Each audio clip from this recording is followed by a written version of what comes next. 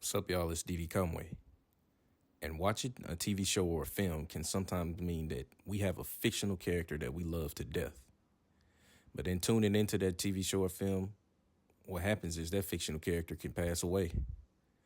Let's take a look at 5 fictional deaths that still hurt / piss people off. I'm smoking grits and selling chickens, call that painted living. It's Gucci.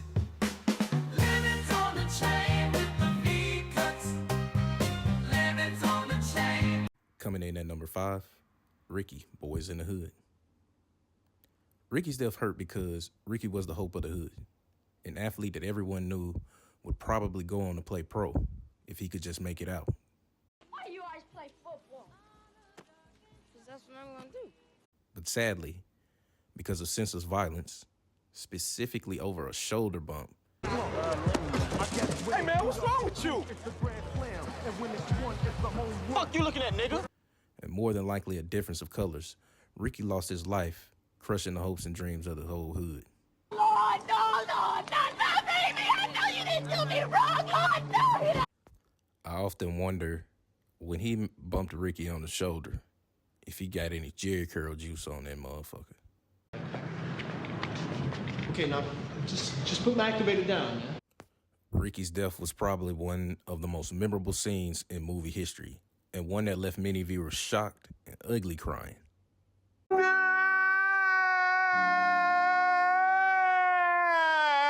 And rightfully so. Not just because it's sad, but also because across the nation there's a Ricky in every hood.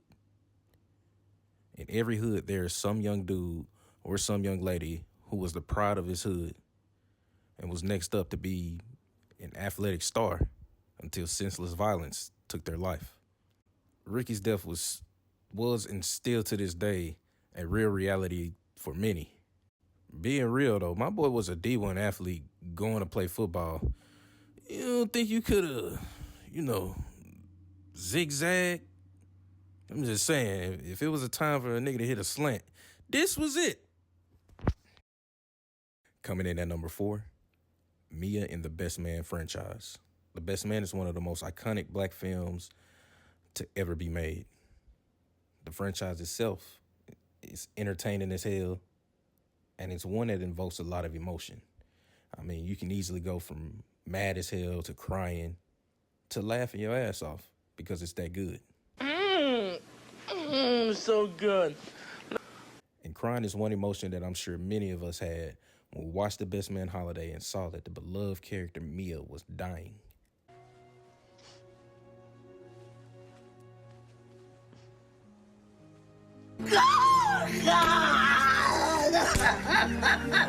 Mia's death is not one we saw coming. I don't think anyone expected Mia to pass, let alone any other character in this franchise. She's also a death that is hard to fathom. You almost want to change the channel because this death is extremely relatable. Many of us have had a family or a friend or even know of a story where a person tragically passes from cancer. Mia's death was one that made you go, What the fuck? all while having to understand that she was, in a sense, the sacrificial lamb that had to bring everybody together. No, she can't go. She can't go. Man, that shit was so sad. I hate going to funerals to this day because once that casket is lowered, that is the last time you will officially ever see that person. And that's when it all hits you at one time.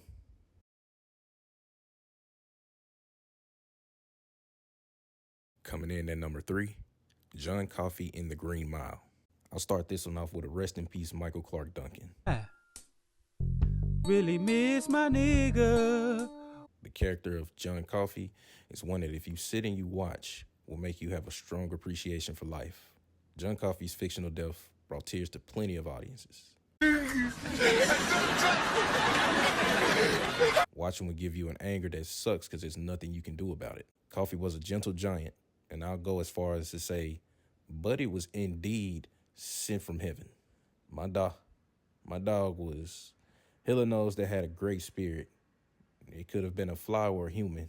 John Coffey just wanted to spread joy and use his gift to take pain away from those that deserved it.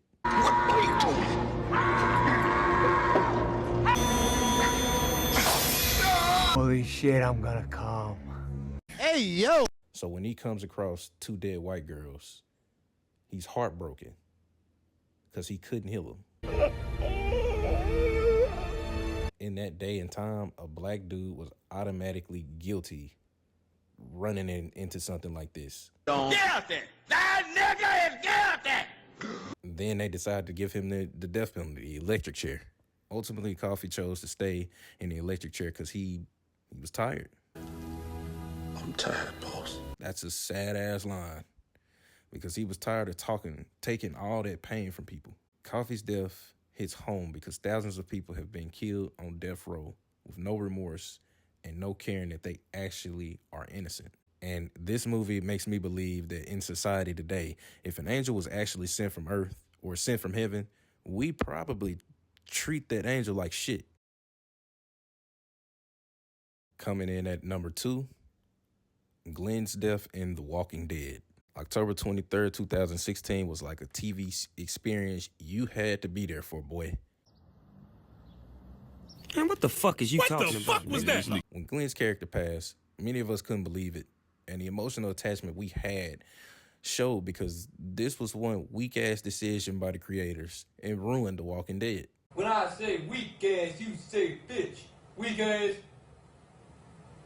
Bitch. All right. Bro, in one setting, they lost like 3 to 4 million followers after the episode of Glenn dying. Man, damn. Bro, that's a lot of people to be done with one show at a time, and rightfully so, because y'all did that boy Glenn dirty as hell.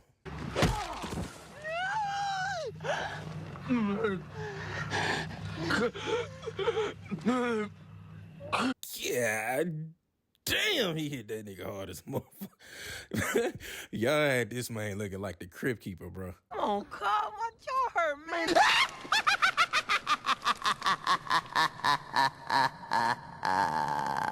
Just the brutal magnitude of how he was done had people infuriated, and other types of adjectives for anger you can't even think of. I'm mad, man! Although, yes, I know and understand they chose to stick with the source of the comic. It was the one time that I felt like a movie or TV show should actually veer off course and keep the character alive. We watched this man Glenn go from a real send-out ass nigga. We need live bait. I'm no punk bitch! To getting some coochie. I'll have sex with you. Really?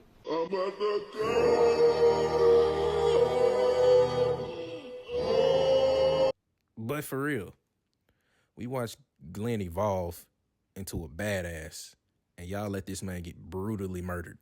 It was one of the TV deaths that totally ruined the TV series. Although it did keep going, they lost so many people. It just wasn't the same after the fact. And I don't think Glenn's death was worth the amount of people that stopped watching in the millions.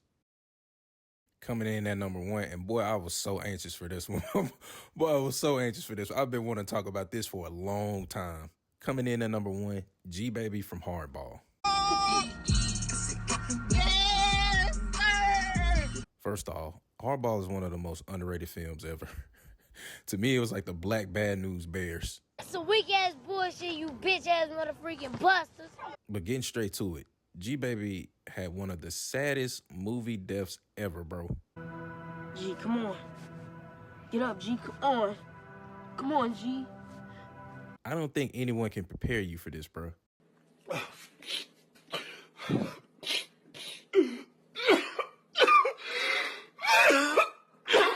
Like, growing up, especially in Memphis, during a time of where gangs was definitely big, a lot of different shit was happening from school to school.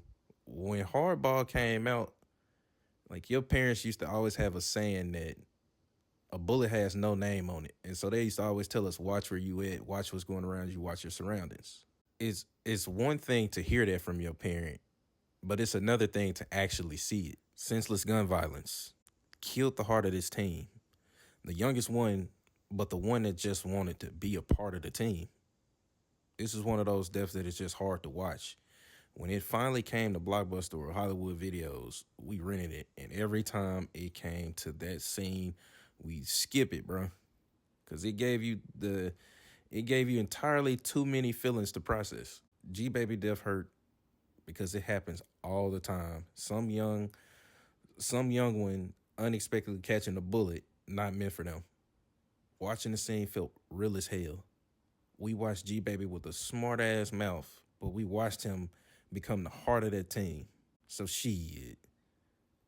When we saw him there, just laying, not responding, it felt like we experienced a traumatic death that we weren't ready for.